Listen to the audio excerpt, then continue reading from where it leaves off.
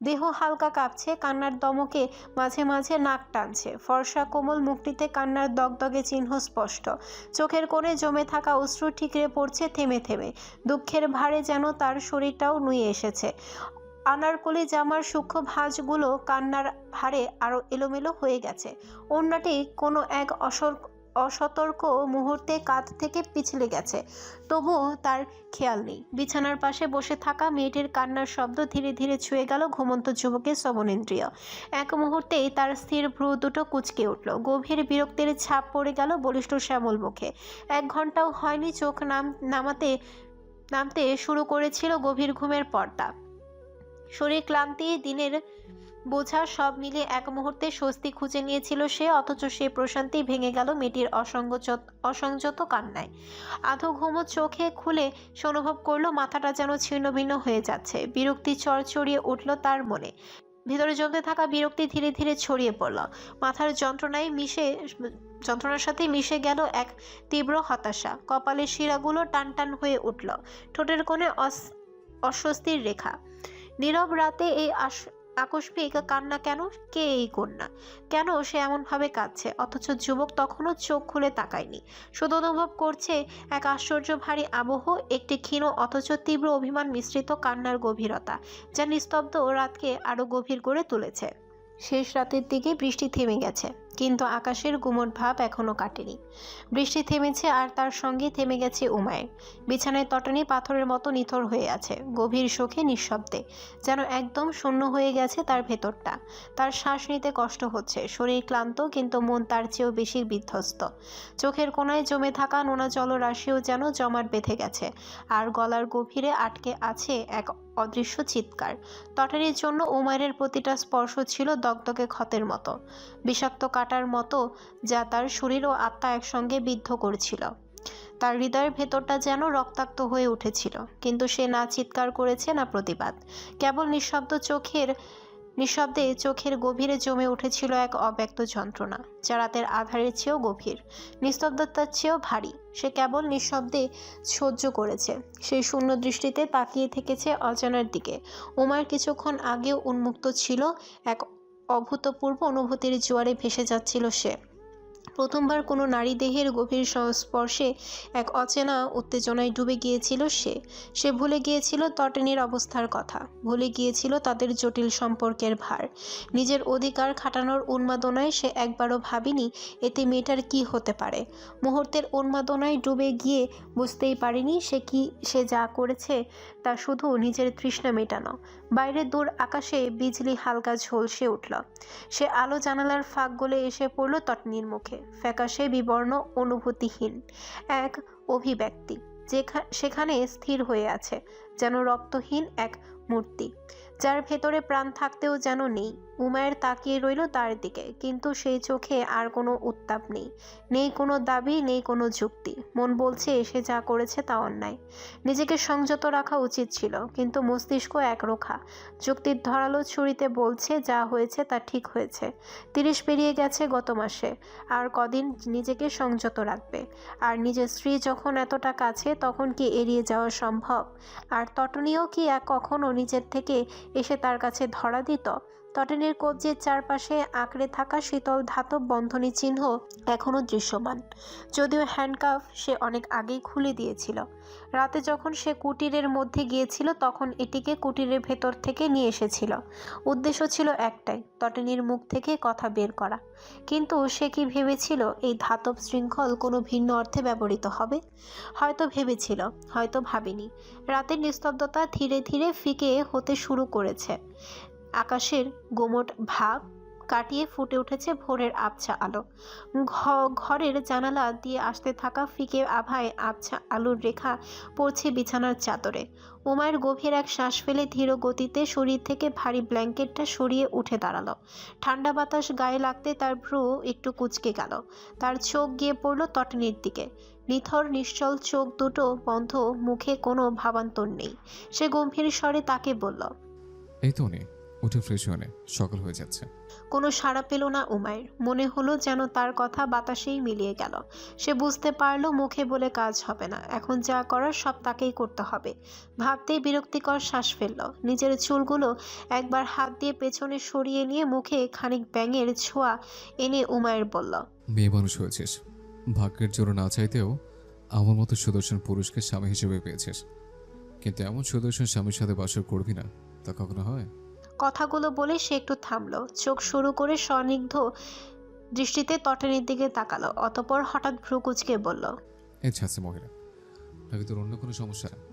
এখন কি কলকাতার হারপালের শরণাপন্ন হতে হবে? কিন্তু তার কথা যেন তটনির কর্ণগোচরই হলো না। কোনো সাড়া শব্দ নেই, নেই কোনো প্রতিক্রিয়া। সে যেন এক টুকরো পাথর হয়ে বিছানায় পড়ে আছে।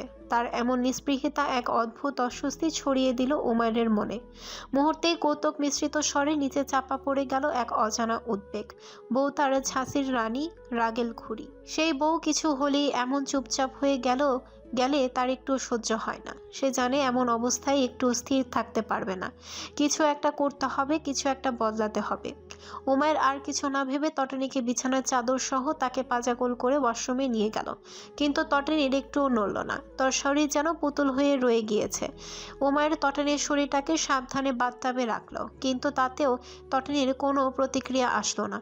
সে যেন পানির মধ্যে ডুবে যেতে চাচ্ছে, অথবা তার আত্মাকে পানির মধ্যে মিলিয়ে ফেলার চেষ্টা করছে। কিন্তু উমায়ের এটা খেয়াল না করে রুমে গেল তটনীর পরিধানের জন্য পোশাক আনতে। কিন্তু এসে যখন দেখে এমন অবস্থা দেখলো, তখন উমায়ের মনে হলো সময়টা যেন হঠাৎ থমকে গেছে। তার চারিপাশে সব শব্দ, সব স্পন্দন মিলিয়ে গেছে এক অনিশ্চিত শূন্যতায়। তটনী বাথটাবের জলে নিথর হয়ে পড়ে আছে। নিঃশ্বাসের কোনো স্পন্দন নেই। উমায়ের বুকের ভেতর তোলপাড় শুরু হলো। হৃদস্পন্দন অস্বাভাবিক দ্রুততায় দৌড়াতে লাগলো। কোনো কিছু না ভেবেই সে ঝাঁপিয়ে পড়ল তটনীর দিকে। উন্মাতের মতো তাকে নিজের বুকে জড়িয়ে ধরল। ঠান্ডা শরীরটা তার গরম উন্মাতাল শরীরের সাথে মিশে গেল, কিন্তু কোনো সাড়া নেই। আতঙ্কে তার কণ্ঠ কেঁপে উঠল। টনি, এই টনি, শুনতে পাচ্ছিস? ওঠ প্লিজ। কিন্তু তটানির নরম ঠোঁটের ফাঁক দিয়ে কোনো শব্দ বের হলো না। ওমার এক মুহূর্ত অপেক্ষা করলো না, তারপর ব্যাকুল হয়ে তটানির চোয়াল শক্ত হাতে ধরে নিজের মুখের সামনে টেনে এনে বলল, এই টনির বাচ্চা, ওঠ। এই ছাত্রী মহিলা, এমন চুপ হয়ে আছিস কেন? কথা বল, তোর এমন চুপচাপ মানায় না। তার কণ্ঠ আরো তীব্র হয়ে উঠল। Why don't you understand? Your silence causes bleeding in my heart, stabbing it like a knife. সে আরো কিছু বলতে গিয়ে থামলো, কণ্ঠে অসহায়ত্ব নিয়ে অনুনয় করে বলল, তুই আমার বুকে ছুরি মেরেছিলি, এবার গুলি মারিস। তবু তুই এমন চুপচাপ থাকবি না, ঝগড়া করবি, রাগ দেখাবি, তুই এমন করে থাকবি না। তোকে এমন রূপে মানায় না। কিন্তু কোনো উত্তর নেই, কোনো প্রতিক্রিয়া নেই। তটানির চোখ বন্ধ, নিঃশ্বাস অনিয়মিত। ওমায়ের শরীর ঠান্ডা হয়ে গেল। সে দ্রুত তটানির নাকের কাছে হাত রাখলো, গালে আলতো চাপ দিল। বুঝতে দেরি হলো না, তটানির মানসিক চাপে শ্বাসকষ্ট শুরু হয়েছে। ওমায়ের মাথা কাজ করা বন্ধ করে দিলেও হাত থামলো না। সে দ্রুত তটানির মুখের কাছে মুখ এনে নিঃশ্বাস দিতে লাগলো। তার ফুসফুসে বাতাস ভরিয়ে দিল বারবার। মিনিট খানেক পর ধীরে ধীরে তটানির শ্বাস স্বাভাবিক হলো। তার বুক আস্তে আস্তে ওঠানামা শুরু করলো। উমায়ের গভীর নিঃশ্বাস ফেললো, কিন্তু হাত একটু শিথিল করলো না। যখন দেখলো তটানির শ্বাস স্বাভাবিক হয়ে এসেছে, তখন সে কোনো রকম তটানিকে ফ্রেশ করিয়ে দিয়ে এক মুহূর্ত দেরি না করে সে তটানিকে বাথটাব থেকে তুলে আনলো। তোয়ালে পেঁচিয়ে নিজের শক্ত বাহুতে জড়িয়ে ধরে রুমের দিকে এগোলো। বিছানায় তটানিকে শুইয়ে দিয়ে এক মুহূর্ত থমকে দাঁড়ালো উমার। এক দৃষ্টিতে তাকিয়ে রইল তটানির দিকে। তার ক্লান্ত নিস্তেজ মুখখানি বিবর্ণ চাঁদের মতো ফ্যাকাশে দেখাচ্ছে, কিন্তু বুকে ক্ষীণ শ্বাসের ওঠানামা জানান দিচ্ছে সে এখনো আছে তার কাছে, তারই ছায়ায়। এক দীর্ঘশ্বাস ফেলে দ্রুত কাবার্ড খুলে সে নরম আরামদায়ক একটি পোশাক বের করে আনলো। কাঁধের উপর এলিয়ে থাকা অগোছালো চুল সরিয়ে নিল আলতো করে, যেন তার ঘুম না ভাঙে। তারপর অত্যন্ত সাবধানে, পরম যত্নে, সন্তর্পণে তটানির পোশাক পরিয়ে দিল, যেন সে কাচের পুতুল। একটুও বাড়তি টান বা অসতর্ক স্পর্শ তাকে ভেঙে চুরমার করে দেবে। অবচেতন তটিনী একবার চোখ কুঁচকে নিল, যেন ঘুমের ঘোরে তার স্পর্শ অনুভব করতে পারছে। পোশাক ঠিক করে দিয়ে উমার কিছুক্ষণ তাকিয়ে থাকলো তার ফ্যাকাশে মুখের দিকে। অতঃপর সে ধীরে তটনির কাছে ঝুঁকে কপালে এক চিলতে চুমু আঁকল। এরপর বাথরুমের দিকে চলে গেল নিজেকে ফ্রেশ করতে। গরম পানির ছোঁয়ায় তার সারা শরীর যেন কিছুটা হালকা হলো। কিন্তু মনের ভার কি এত সহজে কমে? আয়নার সামনে দাঁড়িয়ে নিজের চোখের গভীরে তাকিয়ে রইল কিছুক্ষণ। ক্লান্ত তবু এক দৃঢ়তা রয়েছে তাতে। অর্ধনগ্ন অবস্থায় কোমরে তোয়াল জড়িয়ে ওয়াশরুম থেকে বের হলো উমায়ের। তার বুকের ক্ষত জায়গায় বেশ ব্যথা করছে। তটনির সাথে জবরদস্তি করতে যেয়ে কয়েকবারই তার বুকের ক্ষত জায়গায় আঘাত লেগেছিল। সে কাবার থেকে টি শার্ট আর ট্রাউজার বের করে পরে তটনির পাশে শুয়ে পড়ল। তার শরীরে বলিষ্ঠ উষ্ণতা আশ্রয়ের মতো লাগলো নিজের কাছে। এক ঝলক তটনির দিকে চোখ যেতেই বুকটা কেমন করে উঠল। তটনি সে একই ফ্যাকাশের মুখ, নিস্তেজ নিঃশ্বাস, ক্লান্ত শরীর। এক ঝলক অনুভূতি তার হৃদয়ে আচ্ছন্ন করে ফেলল। কোনো কথা নয়, কোনো দ্বিধা নয়, শুধু এক নিঃশব্দ আকাঙ্ক্ষায় তটনিকে আলতো করে নিজের বাহু ডোরে টেনে নিল সে। না চাইতেও তার উষ্ণতা যেন একটু হলেও তটনির নিস্তেজ শরীরে প্রশান্তি এনে দেয়। উমায়ের তটনির চুলে হাত বুলিয়ে দিতে দিতে ধীরে ধীরে গভীর ঘুমে তলিয়ে গেল। বাহু ডোরে থাকা ক্লান্ত শরীরের উত্তাপে যেন তার নিচের হৃদয় ধীরে ধীরে প্রশান্ত হলো। নিঃশব্দ নিভৃত ভালোবাসার এক অদৃশ্য মায়ায় কাঁচা ঘুমের ছন্দপতন তার মস্তিষ্কে ভারী যন্ত্রণা এনে দিয়েছে। কপালে দপদপে ব্যথার শিরা স্পষ্ট। তার উপর এমন অসংযত কান্নায় রিভাস আর স্থির থাকতে পারল না। অবশেষে বিরক্তি আর ক্লান্তি সামলে উঠে বসল সে। ঘাড় ঘুরিয়ে তাকালো শব্দের উৎসের দিকে। রাতের গভীর অন্ধকারে ঝড়ো বৃষ্টির শব্দের মাঝেও সেই কান্না যেন ছুরি হয়ে কেটে যাচ্ছিল নীরবতা। কিন্তু যাকে দেখতে পেল এই জায়গায় তাকে দেখার জন্য মোটেও প্রস্তুত ছিল না। বিরক্ত হতাশ মুহূর্তে কোথায় যেন মিলিয়ে গেল। বিস্ময়ে কিংকর্তব্য বিমূঢ় হয়ে ঠোঁট দুটো অল্প আলগা হয়ে গেল তার। অবিশ্বাস্য দৃষ্টিতে সে আবার তাকালো। নিজের ভাবনাকে দৃঢ় করতে মাথা ঝাঁকায়, যেন ভুল দেখছে না তো। কিন্তু না, সব সত্যি। কিছুক্ষণের জন্য বোবা হয়ে গেলেও সে দ্রুত নিজেকে সামলে নিল। ভ্রু দুটো কুঁচকে গভীর স্বরে বলে উঠল, রেই। রেইসা এতক্ষণ চোখে মাথা নিচু করে কান্না করছিল, যার জন্য রিবাসের সজাগ হয়ে ওঠায় সে টের পায়নি। তাই রিবাসের গম্ভীর কণ্ঠে তার নাম ধরে ডাকায় হকচকিয়ে উঠল।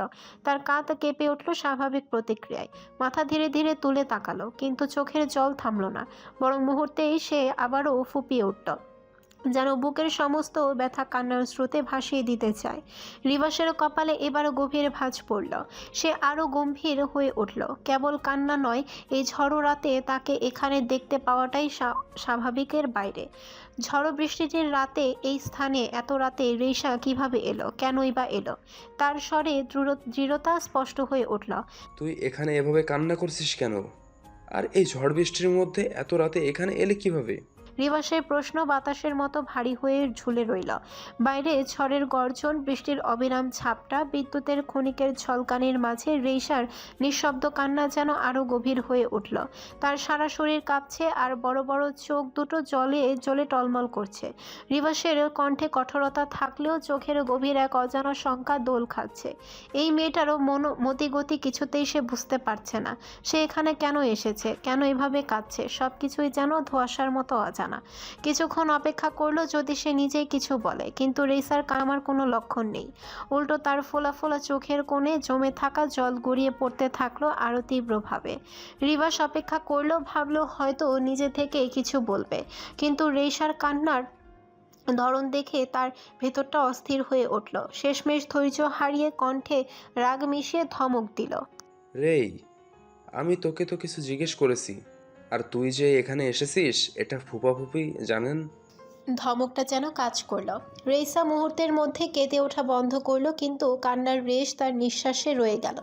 মাঝে মাঝে ফুপিয়ে উঠছে, থেমে থেমে দম নিচ্ছে, যেন নিজেকে সামলে নিতে চাইছে। রিবাস ফুস করে দীর্ঘশ্বাস ফেলল। কিছুটা বিরক্তি নিয়ে সে বিছানা থেকে উঠে দাঁড়ালো। পাশে থাকা ছোট টি টেবিলের উপর রাখা পানির বোতলটা তুলে নিল এবং রেশার দিকে এগিয়ে দিল। রেশা এক মুহূর্ত দেরি না করে তীব্র তৃষ্ণায় বোতলের মুখে ঠোঁট চেপে ধরল। ঢক ঢক করে বোতলের প্রায় অর্ধেক পানি শেষ করে দিল এক নিঃশ্বাসে। রিবাস অবাক হয়ে তাকিয়ে রইল। তার ভ্রু কুঁচকে উঠল, ঠোঁটের কোণে বিরক্তির এক ছাপ ফুটে উঠল। এই বোতলটা সে ঘুমানোর আগে মুখে ঠোঁট লাগিয়ে এক ঢোক পানি খেয়েছিল, আর এই মেয়ে একটু দ্বিধা না করে দিব্যি একটা ছেলের বোতল মুখে ঠোঁট রেখে পানি খেয়ে নিল।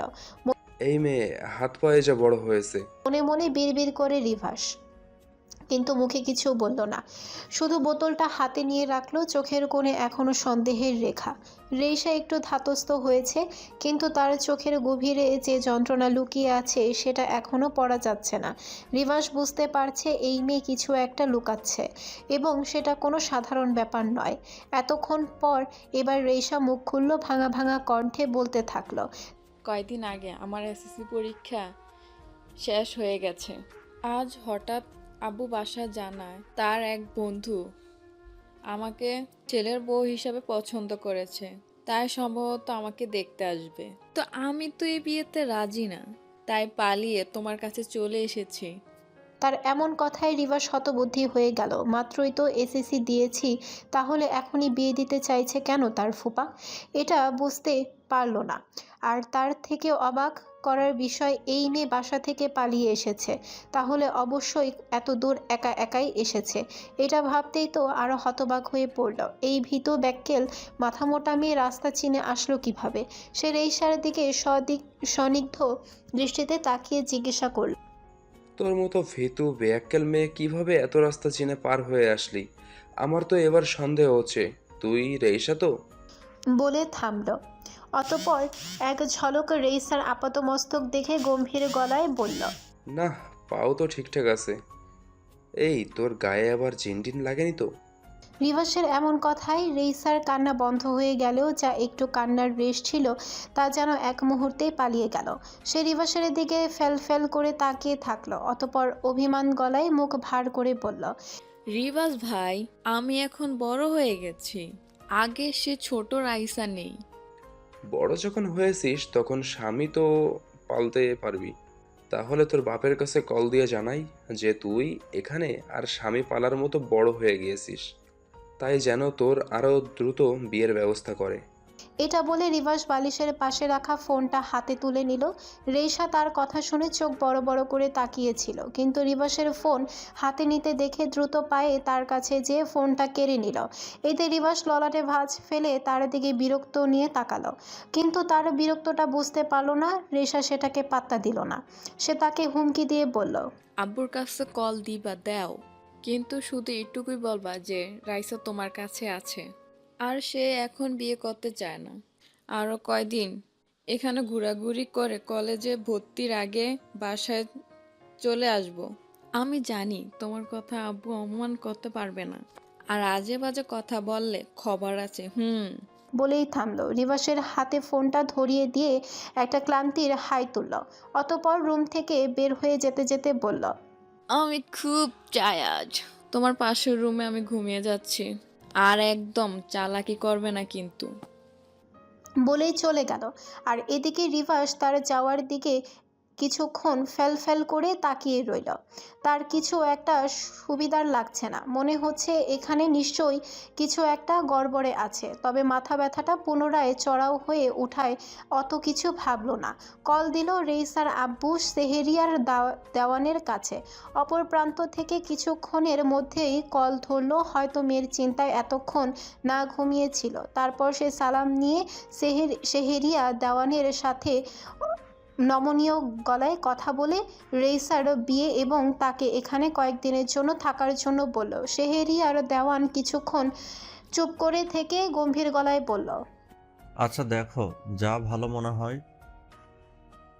তবে আমরা এতটা বোকা নয় যে তার মতামত ছাড়াই তাকে বিয়ে দিয়ে দেব। তিনার কথায় রিভাস বলল, বাদ দেন, ছোট মানুষ বুঝতে পারেনি। এই এখানে কিছুদিন ঘোরাঘুরি করতে চাই, তার ঘোরাঘুরি শেষ হলে আমি নিজে যেয়ে তাকে বাসায় পৌঁছে দিয়ে আসবানি। আপনি টেনশন করবেন না। তার এমন কথায় সেহেরিয়া দেওয়ান মৃদু হেসে বললেন,